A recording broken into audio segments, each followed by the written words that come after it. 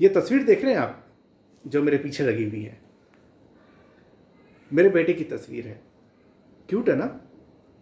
लेकिन जैसा वो इस तस्वीर में दिखता है वैसा वो अब नहीं है। अब वो 12 साल का हो चुका है। ये सब तस्वीर तकरीबन 10-11 साल पुरानी है। तो मेरा बच्चा बदल चुका है।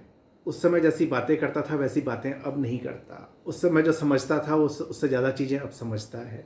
अब उसके अपने सवाल हैं, उसके पास कई सारे और तरीके हैं चीज़ों को जानने के लिए। तो आज वो 11-12 साल की उम्र में जैसा है ऐसा ही वो आने वाले 3-4 साल में और बदल चुका होगा। आज से 4 साल के बाद उसकी मूछें आनी शुरू हो जाएंगी, उसके शरीर में परिवर्तन आने शुरू होंगे और उसका विपरीत लिंग के प्रति आकर्षण जो है वो और ज़्यादा बढ़ना शुरू हो जाएगा। वैसे आज जैसा ज़माना चल रहा है उसमें इसके लिए इतनी दूर भी जाने की जरूरत नहीं, ये सब अभी से शुरू हो चुका होता है। 12-13 साल की उम्र में भी ये सब विपरीत लिंग के प्रति आकर्षण होना शुरू हो जाता है। तो ये जो बच्चा है हमारा, कुल मिला के बात ये है कि ये बच्चा बदलता जा रहा है। जिस बच्चे को आप बचपन से जानते हैं, जैसा क्यूट है, वो आपके घर के एनवायरनमेंट में वैसा रहता है, लेकिन बाहर जाने के बाद वो नई चीज़ें सीखता है, नई बातें करता है। और ये चीज़ हम लोग एज अ पेरेंट कई बार नहीं जान पाते हैं। आज सुबह मैं अपनी पत्नी को बता रहा था बॉयज़ लॉकर रूम के बारे में। वो सोशल मीडिया पर नहीं है तो उसको ज़्यादा नहीं ध्यान रहता, तो मैं उसको ये चीज़ें कई बार अपडेट करता रहता हूँ। वीडियो कॉल हमारी चल रही थी और अचानक से इसने सुना कुछ इंस्टाग्राम बॉयज़, तो ये दौड़ता हुआ है, मुझे बताओ क्या है।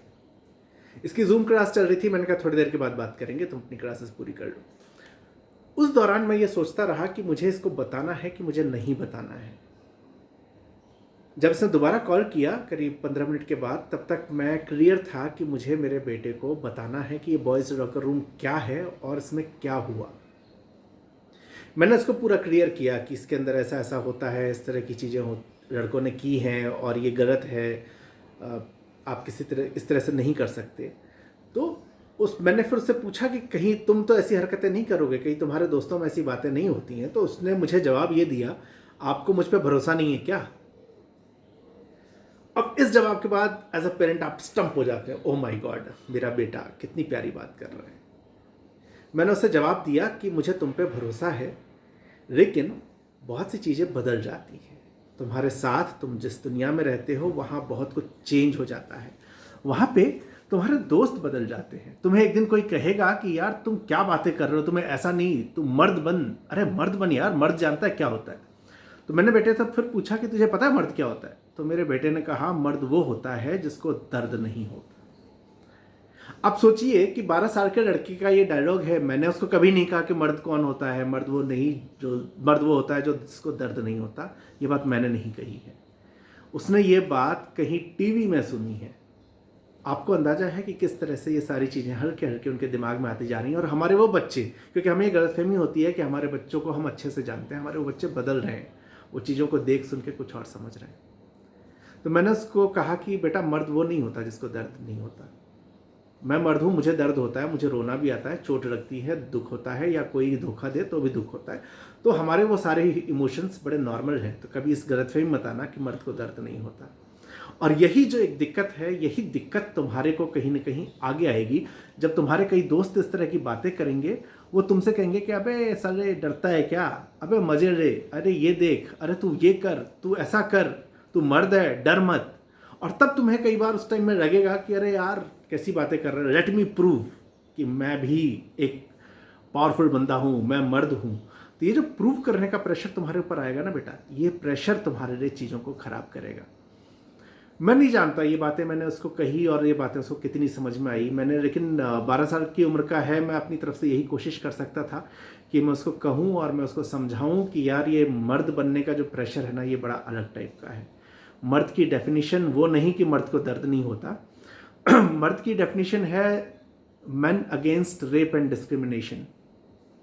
वो आदमी जो इक्वली सम्मान करे दूसरे जेंडर का, वो आदमी जो डिस्क्रिमिनेशन के अगेंस्ट बात करे, वो मर्द होता है, वो नहीं जिसको तकलीफ दे। शायद उसको कुछ बातें समझ में आई, कुछ बातें उसको नहीं समझ में आई। आगे इसका क्या असर होगा मैं नहीं जानता। एज अ पेरेंट मुझे लगता है कि हम लोग कई बार इसी तरह गलतफहमी में आ जाते हैं कि नहीं हमारा बच्चा तो ऐसा नहीं करेगा। हम सब जिस तरह के एनवायरनमेंट में पैदा हुए, जिस तरह के एनवायरनमेंट में बढ़े हैं, हमें ऐसी चीज़ें कभी सिखाई नहीं गई। हमारे यहाँ संकोच होता था इस तरह की बातें करने में, इसलिए कभी ये बातें हुई नहीं, हम नहीं समझ पाए। अगर मैं आज कहूँ कि मैं आज अपने बेटों को ये बातें सिखा रहा हूँ और मैं हमेशा से ऐसा था, तो मैं ऐसा नहीं था। मैंने भी बहुत सारी गलतियाँ की हैं, कभी मैंने भी किसी को छेड़ा होगा या किसी को तंग किया होगा। एक आध इंसिडेंट शायद मुझे याद भी हैं, लेकिन एक दो के अलावा मेरे बाद उसके बाद शायद मैंने नहीं किया, क्योंकि उसको समझने में समय है, मैं समझा चीज़ों को। तो हम सारे लोग परफेक्ट नहीं हैं, हमने गलतियां की हैं, लेकिन गलती करने से ज़्यादा बड़ी दिक्कत होती है कि उस गलती का बचाव करना और उस गलती को नहीं समझ पाना। तो मैंने अपनी उस गलती को समझने की कोशिश की, अपनी उस गलती को सुधारने की कोशिश की, और उसके बाद धीरे धीरे एज अ ह्यूमन बीइंग अपने आप को चेंज करने की कोशिश की है। और मुझे लगता है कि एज अ पेरेंट कहीं ना कहीं हमें हमारे बच्चों को यही चीज़ समझाने की ज़रूरत है कि गलती हो जाए तो उसको सुधारो, और किस तरह की गलतियां हो सकती हैं। आज इस चीज़ को स्वीकार करने में कोई हिचक नहीं है कि ये इन बच्चों के पास सारी चीज़ों का एक्सेस है, टेक्नोलॉजी की वजह से इनको सब कुछ समझ में आता है, और मैं इस चीज़ को स्वीकार कर चुका हूँ। मेरे मन में कहीं ये गलतफहमी नहीं है कि मेरा बेटा जो है इससे बेहतरीन बेटा इस दुनिया में कहीं नहीं है, ये सबसे अच्छा लड़का है। हाँ, वो इंटेलिजेंट है, वो कई बातें बहुत अच्छी करता है, लेकिन बहुत सी शैतानियाँ भी करता है, और मैं इस चीज़ को जानता हूँ। और मैं एज अ पेरेंट उन चीज़ों पर नज़र रखता हूँ। एज अ पेरेंट मुझे लगता है कि हम यही कुछ चीज़ें कर सकते हैं कि हम उनकी गलतियों को इग्नोर न करें, हम इस चीज़ का पूरा ध्यान रखें कि वो क्या कर रहे हैं, कैसे कर रहे हैं। कोई कह सकता है कि ये उनकी प्राइवेसी में दखल है, नहीं, ये उनकी प्राइवेसी में दखल नहीं है। उनकी प्राइवेसी में हम नहीं घुसना चाहते, हम हर टाइम उनके सिर पर डंडा लेके खड़ा नहीं होना चाहते, क्योंकि जैसे ही हम ऐसा खड़ा होंगे, उनके ऊपर डंडा लेके खड़े होंगे, उनको लगेगा कि ये पुलिसिया कार्रवाई हो रही है उनके ऊपर। तो ये पुलिसिंग नहीं करनी है, लेकिन उनके ऊपर नज़र पूरी रखनी है, उसी तरह से जिस तरह से इंटेलिजेंस एजेंसीज नज़र रखती हैं। आपको बस नज़र रखनी है, ध्यान रखना है कहाँ वो गलत जा रहे हैं, और उन चीज़ों को आपको उस तरीके से समझाना है कि वो समझने लगे। मेरा बेटा 12 साल का है, लेकिन उसके सवाल उठते हैं, और हमने सवालों को कभी दबाया नहीं है। और ये आइडिया मेरी बीवी का था कि हमें सवालों को नहीं दबाना चाहिए। मैं थोड़ा सा हिचकता था शुरू में कई बार, लेकिन मेरी पत्नी ने कहा नहीं दबाना चाहिए।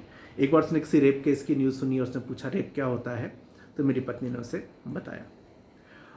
उसने एक बार ये भी मम्मी से पूछना शुरू किया, उसको नोटिस करने लगा कि एक पर्टिकुलर टाइम में मम्मी बीमार होने लगती है, उनको दर्द होने लग जाता है पेट में, और उसको फिर उस पीरियड्स के बारे में भी बताया गया। ये कहीं ना कहीं चीज़ें ऐसी हैं जो कि हमें कभी नहीं बताई गई। मुझे तो ये चीज़ें जानते हुए कि पीरियड्स जैसा कुछ होता है बहुत समय लग गया, मैं जान ही नहीं पाया कि क्या होता है और कैसे ये सब घरों में चल रहा है। मम्मी क्यों उस टाइम बहन अलग हो जाती है, क्या करती है, कैसे बात होता है, ये सब हमें पता ही नहीं चलता था। तो जानते हुए एक पूरा समय गुजर गया इसके लिए। तो अगर हम इन चीज़ों को बताना शुरू करते हैं, सेंसिटाइज करना शुरू करते हैं, तो मुझे लगता है कि हम काफ़ी कुछ अपने बच्चों को सिखा सकते हैं, और आगे की जनरेशन में इस तरह की चीज़ों से हम उनको बचा सकते हैं, जहाँ ये बॉयज़ लॉकर रूम जैसी घटनाएं ना हो। ये शायद पूरी तरह से कभी ख़त्म नहीं होगा, लेकिन इसको कितना कम कर सकते हैं, कितना इससे हम दूर कर सकते हैं, ये हमारे ऊपर है। आज आराध्य को इसके बारे में बता के मैंने सिर्फ यही किया है कि मैं उसको ये समझा सकूं कि कल को अगर कोई तुम्हारा दोस्त इस तरह के किसी ग्रुप में तुम्हें जोड़ दे तो तुम्हें क्या करना है। आज एक न्यूज़ आई कि 14 साल के एक लड़के ने उसी बॉयज़ लॉकर रूम में उसने कूद के सुसाइड कर लिया है, क्योंकि उसे ये डर लगने लगा कि पुलिस उसको पूछताछ करेगी। मुझे नहीं पता कि वो लड़का एक्चुअल में एक्यूज था, उस लड़के ने कुछ शेयर किया था या नहीं किया था, या सिर्फ वो उस ग्रुप का मेंबर था। मैं एज्यूम कर लेता हूँ कि वो सिर्फ एक ग्रुप का मेंबर था। उस स्थिति में भी वो अपराधी था और उससे पूछताछ हो सकती थी, और उस डर ने आज उस बच्चे की जान ले ली है। हमें कहीं ना कहीं अपने बच्चों को इन सब चीज़ों से बचाना है, इसलिए ये समझाना भी बहुत ज़्यादा ज़रूरी है कि इस तरह के ग्रुप में अगर कभी तुम जोड़े जाओ तो तुम्हें कैसे रिएक्ट करना है, तुम्हें उससे बाहर निकलना है, तुम्हें उसको रिपोर्ट करना है, तुम्हें उसके बारे में या उसका हिस्सा बनना नहीं बनना है। ये सारी चीज़ें हमें उनको सिखानी पड़ेंगी। तो दोस्तों, समय बदल गया है, और उस समय से मुझे आखिर में यही कहूँगा कि इससे दूर आने की ज़रूरत है कि हमारे जो बच्चे हैं उनसे ज़्यादा जो है कोई बेहतर बच्चा नहीं है। इस चीज़ को भूल जाइए। हमारे बच्चे उन्हीं बच्चों जैसे हैं जो गलतियाँ कर सकते हैं। उनको गलतियाँ करने से रोकने का काम आपका हमारा है। हम ही उनको समझाएंगे, हम ही उनको रोकेंगे। खुल के उनसे बातें कीजिए जितना बात कर सकते हैं। ये हमारी तरफ से कोशिश है, हम अपनी कोशिश करेंगे तो शायद चीज़ें बेहतर होंगी, और उसके आगे तो फिर भगवान मालिक है, जो होगा सो होगा। लेकिन हम अपनी तरफ से ये कोशिश तो करें कि हम अपने बच्चों को अच्छी चीज़ सिखाएं और बेहतरीन इंसान बनाने की कोशिश करें। उनको मर्द या औरत में ना डिवाइड करें, उनको एक इंसान की तरह रखें। और अगर आपके घर में भी आपके बच्चे को लगता है कि मर्द वो होता है जो दर्द नहीं होता, तो आप अपने बच्चे को ये बताइएगा कि मर्द का मतलब होता है man against rape and discrimination. शुक्रिया दोस्तों।